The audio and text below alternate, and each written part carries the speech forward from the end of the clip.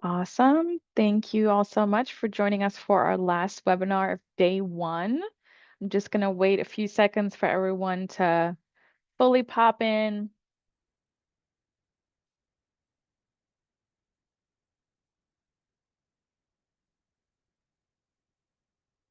And just while we're waiting, just so you know, there are more sessions tomorrow and more speakers. So be sure to come back tomorrow for day two. Tomorrow we'll be here from 10 a.m. to 2 p.m. Eastern time. And a lot of our representatives will be back as well to answer more of your questions.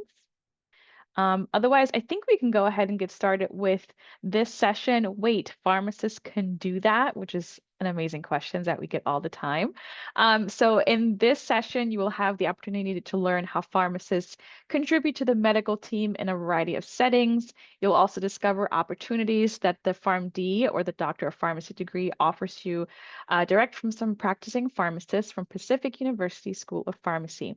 If you have any questions for our panelists throughout this session, please feel free to put them in the chat or the Q&A box. We will try to get to them at the end of the session. Should we run out of time, no worries. You can also or always head over to the booth of our speakers. That's Pacific University, Oregon School of Pharmacy, and they'll be happy to chat with you some more. So without further ado, I will hand it over to the both of you to lead us in the session. Thank you. Thanks, Danielle. Good morning, good afternoon, or evening, depending on the time zone that you happen to be in. My name is Brennan Nuziali. I serve as the Assistant Dean for Student Affairs at the School of Pharmacy here at Pacific University. Real briefly, Pacific University, Oregon is in the Pacific Northwest, if you know where Oregon is. And we are just about 30 minutes outside of Portland. So we're in the Portland metro area suburb. And so our school of pharmacy program offers kind of alternative pathways to the PharmD. So we have an accelerated 3-year program and we have a 5-year extended PharmD pathway. That's really geared toward working professionals or people raising a family that still need to work close to full time, but would like to get ahead in their education. So we have kind of 2 unique pathways. If you'd like to learn more about that, if there's time at the end, you can ask some questions or just head over to our booth, as Danielle mentioned. I said my name is Brandon Nuziali, so I am also a pharmacist by training. I'm trained in ambulatory care, which we'll get to what that is if you don't know what that is throughout this little talk. And I've been with Pacific now for just over 10 years. And with me, one of our other faculty member, and I'll let him introduce himself. Hello, everyone. My name is Nathan Doctor. I'm a pharmacist and a faculty member at Pacific University, Oregon School of Pharmacy. My background is similar to Dr. Nuziali. I've had some ambulatory care pharmacy training, as well as some more health systems or hospital pharmacy experience as well. I'm a little bit more new than Dr. Nuziali. I can't say 10 years. It's just my 3rd here, but really excited to be in front of you all to share a little bit about what pharmacists can do. And so I want to start today's presentation with sharing really briefly about my experience in pharmacy, which was that I didn't really know much about what a pharmacist could do. I think all of you being here today is many, many steps ahead of what I was doing before I had even started. So kudos to you for coming. And today in the presentation, hopefully, as we go through it, you'll learn a little bit more about the profession, maybe add on to what you might have already learned so far today. We're going to talk about some of the roles of pharmacists in just a handful of settings to give you a better idea of what it looks like for a pharmacist. And then hopefully, if you've got any questions, we'll be happy to answer those about pharmacy as well. Okay. So before we get into the presentation proper, I just want you to spend some time thinking about what you may know about pharmacists and what pharmacists can do. So I won't ask you to put anything in the chat. I know it probably has been a long day for some of you, but you can think about, if someone asks you, hey, what does a pharmacist do? What would you tell them?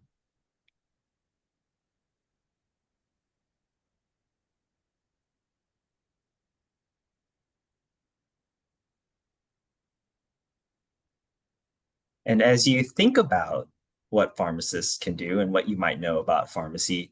We'll show you a couple, well, more than a couple, a number of different questions that people have asked about pharmacists and questions that maybe we've asked ourselves. And so really busy slide. We will come back to this slide multiple times over in the presentation, but all of the things here, right, all of the things here are potential things that we've heard or things that we've actually learned about pharmacy and pharmacists over our time as practicing pharmacists and just hanging out. So we will go through all of these and answer these questions. So can pharmacists train medical residents? Can pharmacists prescribe birth control? Can pharmacists give vaccines? Work at a doctor's office? All of these will be covered and more as we go through the presentation day. And I see people going through the chat. I appreciate you sharing your experiences with pharmacy and the things that you know. So we'll definitely take a look at those as we go through. So we've only got a short time with you today, so we're going to cover what are commonly three main areas that pharmacists will work at. So there's the hospital and health system pharmacy, the community pharmacy. So think of, your pharmacies out, corner drugstore type of setting. And then ambulatory care, which, as we've alluded to, we'll get to that later and talk a little bit more about that. But first, we're going to share a little bit about hospital pharmacists. So, a hospital pharmacist. The one thing I want you to take away from this is that the medications, all the orders for patients in the hospital, they've got to run by a hospital pharmacist. So every time a medication is ordered for somebody on the first floor or second floor or some other unit, the pharmacist has to look at that and confirm, is it safe? Is it effective?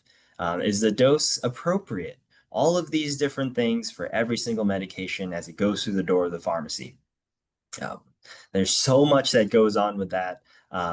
So much trying to catch errors and things like that. We could spend an entire webinar just talking about what it looks like to verify. But other things that happen in the pharmacy, in the hospital setting, a lot of people will call and ask questions. So the things I put here in quotes, can I put both of these medications in the same IV line? And can this medication tablet be crushed given via feeding tube? These are questions that I've gotten, and I would guess most other pharmacists in the hospital setting have gotten from other practicing providers like physicians, nurse practitioners, PAs, nurses will call in and ask these questions, and they can be very complex. And so pharmacists not only have to use the knowledge that they've gained over the years, but also their skill at looking up information to really help everybody with these medication-related questions. And then every hospital and health system has a different flavor of consults, but pharmacists often will perform consults. In my experience, I have worked at hospitals where I get to dose different antibiotics. So there are certain antibiotics that you need a different dose if a person weighs different weights, or if they have kidneys that are working better or kidneys that are working worse. There are antibiotics that need different doses based on the type of infection, and all of that can be really complex. And so as medication experts, pharmacists are often those who are consulted to make those dosing changes. If you've ever heard of the blood thinning medication warfarin, I would say that most hospitals and health systems have some sort of protocol in place for pharmacists to manage that because, again, it's a really complicated and tricky medication. So we really get our hands dirty with some really complex meds in the hospital setting. And then I think I saw in the chat someone was working with an oncology pharmacist. So for those of you who are considering, more specialization, there are pharmacists who will even be on that team creating the treatment regimens and making recommendations for the patients. So it's not just checking on what other people have done, but sometimes even creating your own regimens as a part of the medication and healthcare team. Lots of other things that pharmacists do as well. So if you've ever heard of pharmacists working on the floor, if you ever heard of the term going on rounds, pharmacists can do that too. And so they'll sit on rounds and they will look at, maybe the patients that are on their floor, and they'll make sure that all the medications are appropriate. So they spend a little bit of extra time with those patients to really make sure that their care is coordinated. Um, Pharmacists can also make recommendations to change medications. So I like to consider pharmacists as being the double check person in the hospital setting. If somebody orders something, we typically can double check that, make sure it's okay. And if it's not okay, we can provide those recommendations totally within our scope of practice. Other pharmacists will work on the entire hospital system, and they'll be on different teams that decide what are the most appropriate medications to use, what are the safest ones, and they look at all these clinical trial data and things like that to figure that out. So really cool stuff there. And then some pharmacists who work in the intensive care unit or the emergency department will spend a lot of time responding to really high emergency situations, things like cardiac arrests, so code blues, if you've ever heard the term code blue, intubations, other trauma settings as well. So really cool stuff. So if we go back to our slide that asks, can hospital pharmacists do all these things? Hospital pharmacists can do a lot of different things. And so we covered a couple of these already, but the ones that I've highlighted in blue here are just some of the things that hospital pharmacists can do. What I've highlighted here in the kind of yellow orange, so can hospital pharmacists start an IV line or administer medications? Kind of variable. So I would say that I don't trust myself to start an IV line on a patient. We totally understand, not our scope of practice. But I would say that depending on your state, you may have legal right to administer medications. So I just wanted to show that it's not always just yes or no, but sometimes it depends. And usually when it depends, it means that we may have more opportunities than you may think. Okay. So moving right along, I just wanted to give you an example of what a hospital pharmacist might do. And so really quickly here, these are all different medications as we go through here. And a hospital pharmacist, and really any pharmacist, can look at this medication list and spot potential errors. So I make sure to keep good track of the time. I'm just going to skip through here and point out that these two medications here are both kind of blood thinning agents, and so they can increase the risk of a bleed. And oftentimes, this is something that a pharmacist will notice. There's two medications that can both interact with each other and cause some safety concerns. And so as a pharmacist, especially in the hospital setting where you're looking at all of these medications for certain patients, it's really important for them to find those errors and resolve them.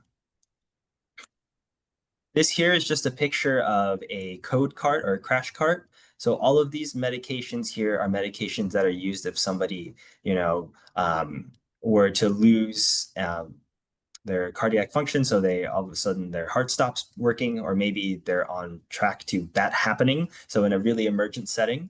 And as I mentioned earlier, there are certain pharmacists that are specially trained to be in these settings and to own these medications and to give them. Any pharmacist in the hospital is trained to do that, though there are some special ones that really know their stuff and handle these. And so I just wanted to highlight a couple really quick things about hospital pharmacists. All right, so moving right along to ambulatory care, the first question really is, what is an ambulatory care pharmacist, right? It has nothing to do with ambulances. This was news to me too when I started pharmacy school. Ambulatory basically means that you can walk in. So ambulatory care means basically primary care. Patients who are having some sort of chronic condition, they're ill, but they're not so sick that they need to go to the emergency room and be admitted to the hospital. So think your primary care provider or, quote, doctor's office. And that's essentially what ambulatory care pharmacists do, is they work in these office or clinic settings and they run appointments. So the same way that, your physician, nurse practitioner, or PA may have 8 appointments in the day, a pharmacist could have 8 appointments. And they're seeing patients with disease states like high blood pressure, diabetes, maybe mental health disorders like anxiety and depression, and so many other chronic disease states. In these settings, they meet with these patients and they can change the medications. And often this varies by state, but some pharmacists will actually prescribe, whereas others will make orders that a prescriber will check off on. But all that to say that they basically control the medications that the patient may be taking and can really help out in that sense. Um, they also will perform a lot of different point of care lab tests in these clinics. So if you've ever seen somebody get their finger pricked for maybe a blood sugar test or maybe cholesterol test, pharmacists are often trained and the personnel who will do these at these visits. And so ambulatory care pharmacists can do a lot of different things as well, as highlighted here on this slide. One thing that I thought was kind of a silly thing to put in here was perform an eye exam, because of course, which pharmacist would ever perform an eye exam? And then we found out that, it's not going to be like an optometrist where they're asking, does it look better at 1 or 2? But pharmacists can perform eye exams in terms of, seeing if patients' eyes are moving a certain way in reaction to certain medications they're on. So it's actually surprising how much diagnostic and physical exam we can do that is within the scope of many pharmacists within their states. So just wanted to highlight that. We're not definitely doing optometry work, but we still have to assess physical movement sometimes when we're managing patients. Okay. Right. So this slide, really briefly, I just wanted to point out how complex it can be to manage someone. So this is a snippet of the American Diabetes Association guidelines for managing diabetes, and I'm going to orient you to it. So at the top, basically, there are different goals you can have for someone with diabetes. Do you want to improve their cardiovascular or heart health? Do you want to improve their kidney health? Do you want to maintain their weight or help them lose weight? Do you want to help them focus on their blood sugars? And depending on the goal that's most appropriate for your patient, you follow the flow chart and you pick one of tens of different medications. And so it can be very complex, just trying to figure out what's the most appropriate med to choose. But as Dr. Nuziali is going to talk about, it's not just about figuring out what the most appropriate medication is. You have to know how to communicate that with your patient as well. Isn't that right, Dr. Nuziali? Yeah, thanks for, teeing me off there. So I'm a little biased in talking about ambulatory care since that's where I was trained. And similar to Doctor, I had no idea what ambulatory care was when I was in your shoes. And even a little while after, once getting into school, I still didn't know or had never heard of it. But one thing that I really like to highlight about ambulatory care, similar to other areas, you're going to be working as a member of an interprofessional team. But what I did not realize, even when I was going into it, was that I was going to spend a lot of my time not necessarily doing what this picture describes of, recommending what the next step in therapy is going to be. Even in Oregon, I have the authority to prescribe it and monitor it and all that great stuff. But as you likely have heard and experienced in other locations, if a patient is not able to take a medication or doesn't take a medication, it doesn't work. So a lot of what the ambulatory care pharmacist is doing is care coordination. So specifically, I worked in a clinic that served an underserved population. So lots of folks that did not have insurance, or were low income or had housing issues. And so we have in clinic behavioral health, we have resource directors. So we would spend a lot of our time identifying and triaging issues that the patients were bringing into clinic and connecting them with the right resource, whether that was counseling, whether that was dietitian and nutrition, whether that is physical therapy, whether that was optometry. And so getting them to those resources, or was it simply they just struggle with, a transportation and making sure that they have a ride to their appointments and a ride to the pharmacy to get the drugs they need or set them up with delivery and all of that. So it is certainly an area of pharmacy where you have to be skilled in providing direct patient care and familiar with the disease states, but you also have to be good at motivational interviewing and helping patients make change. It isn't easy working with someone with diabetes to get them controlled. It's more than just the meds, it's helping them change their lifestyle so that those meds are optimal. So similar to hospital, you can work in kind of a general primary care clinic, but you can also specialize. And you can also work in a cardiology clinic, a fertility clinic, an endocrine clinic, a pediatric clinic that might focus a lot on asthma or cystic fibrosis. So the locations are relatively endless. And similar to hospital as well, we're talking mostly about patient care facing, but you can also get into pharmacy leadership, regulatory things where you are helping set the formularies for your clinics or your hospitals, monitor medication safety, and all of those types of things as well. So there are a number of different professions that even within these specialty areas that range from very high touch patient care to more leadership / administrative, where you may not actually have a ton of direct patient engagement, but are helping to set more universal or population health like policies. Thank you for sharing all that. If it feels like, viewers, that this is a lot of information about what pharmacists can do, kind of the point too. There's so many things that we can do. And I think it's really important as a big take home message that really, if you want to do something in patient care, there's probably a path within pharmacy that will take you there. And so as we transition to the final kind of area that we're going to talk about today, we're going to talk about really the place that most of you are probably familiar with, and that's the community pharmacy setting and the community pharmacist. So what I have here in these slides are kind of the general, most common duties that a community pharmacist does, but there's a lot more than this. So the same way that in a hospital, all of the orders go through the pharmacist, it's the same thing in the community setting.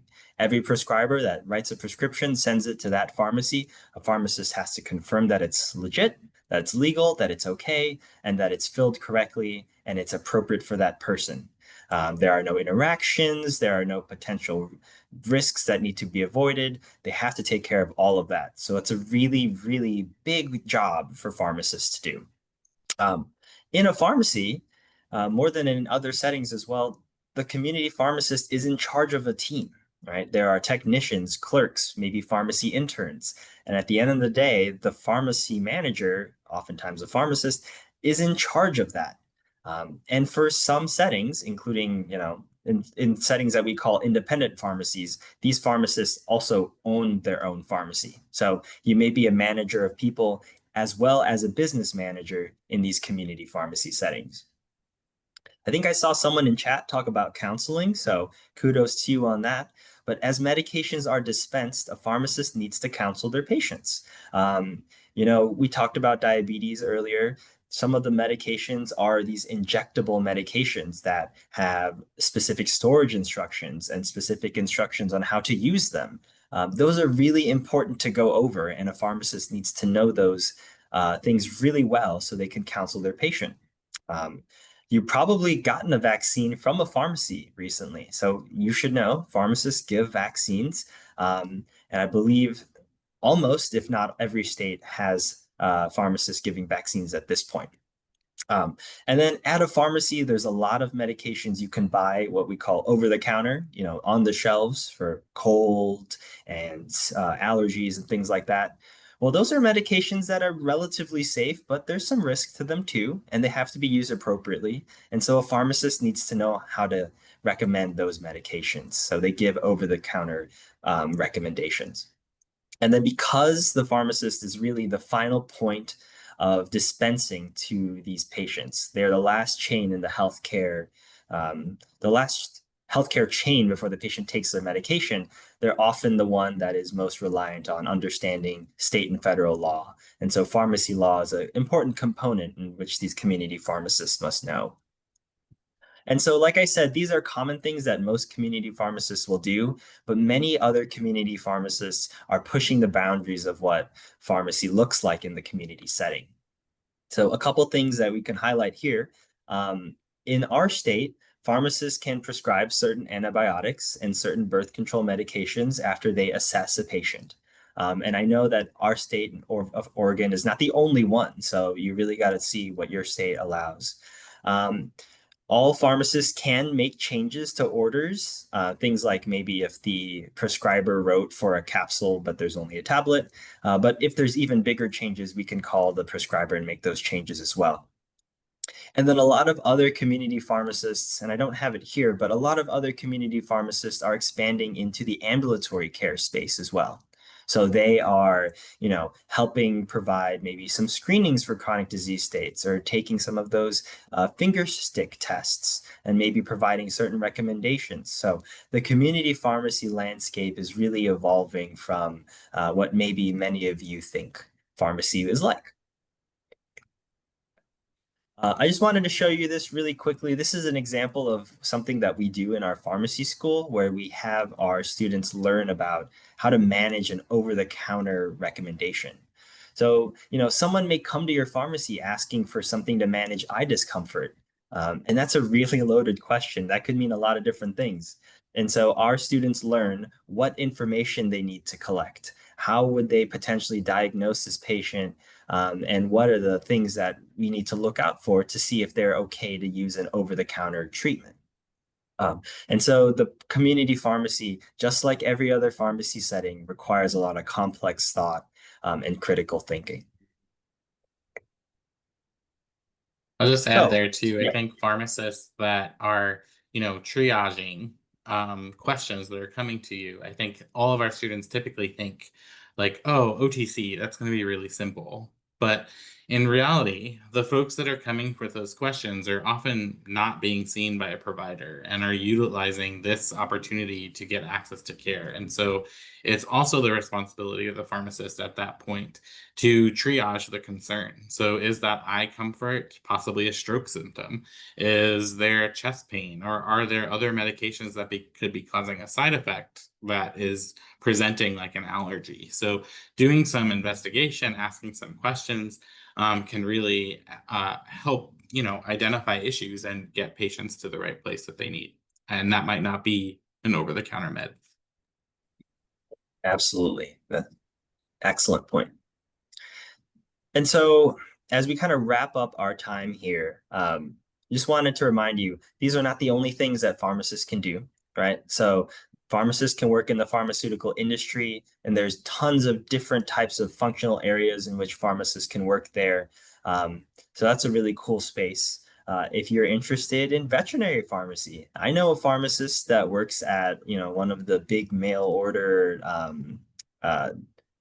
vet supply chains here and brands in the United States. So you could work as a veterinary pharmacist in that setting as well.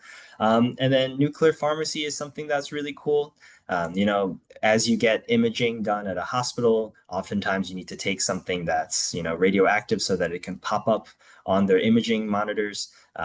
Someone's got to make those radioactive isotopes. So nuclear pharmacy is a great spot for that.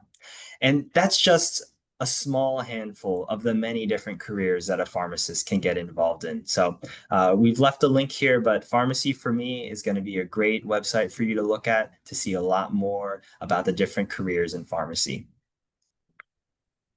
So as a conclusion, pharmacists work in many different areas. They're trained to be medication experts.